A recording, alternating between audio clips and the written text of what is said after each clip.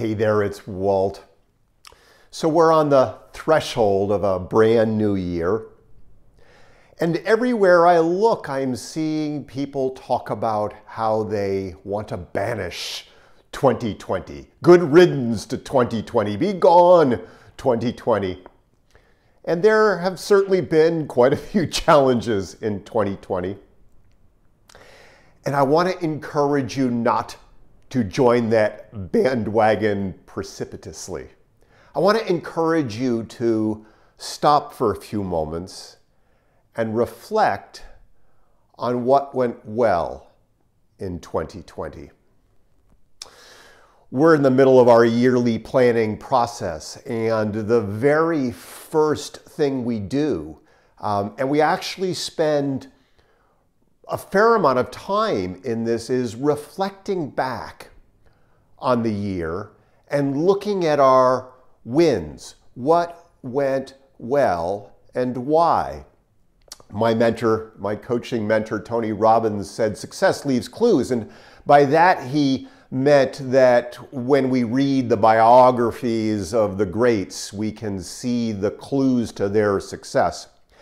But what's also true is that success in your own life leaves clues. When something goes well, there are clues to what the elements were there. We can actually take those clues and leverage them and use them in other areas of our lives. And so it makes sense to really slow down and ask the question, what went well in this past year? What were my wins? What were my successes?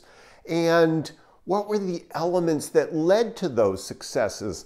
And to actually steep in the successes and the wins, and to embrace them and to acknowledge them and to celebrate them. We don't do that very well or very often. And despite all of the challenges of this past year, I think if you look hard enough, you'll actually see that there were some bright spots, some good things. You know, for me, I love my work, and I've had the privilege of doing some amazingly deep work this year with the extraordinary entrepreneurs and business professionals that I have the privilege of working with. I've had the time to deepen and to expand my signature program, the Consultant Success Formula. We've had a lot more time to read and to write and to reflect, which is such a gift and such a rarity. We've doubled down on our wellness. We really focused and in fact probably used our running as self-medication this year, but we doubled down on our fitness and our wellness strategies because we had the time and the space to do that. We bought a whole lot less, we traveled a whole lot less, and we love to travel, but we saved a whole lot more, which was good. And an interesting gift from this past year was connecting with my dad. I lost my dad late in the year, not to COVID, but the passage of time. He had been failing quite a while, but he actually loved FaceTime.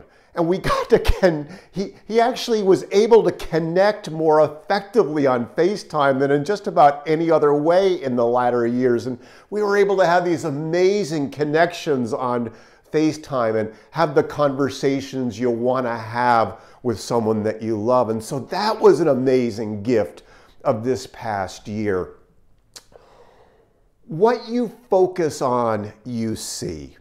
If I asked you right now to just get quiet in whatever space you're in, don't do this if you're driving, but if I were to ask you to get quiet in whatever space you're in and to look around the room and count everything you see that is blue, count everything that you see that is blue, and then ask you to close your eyes, and then ask you the question, how many green things are in your room, you likely wouldn't be able to tell me because you were focusing on the blue. What we focus on, we see. When we focus on the things that aren't going well, and the bad stuff and all the things that have gone wrong this year, that's what we'll see. When we focus on what well, when we focus on the good, we see more of that. We can embrace more of that. We can celebrate more of that.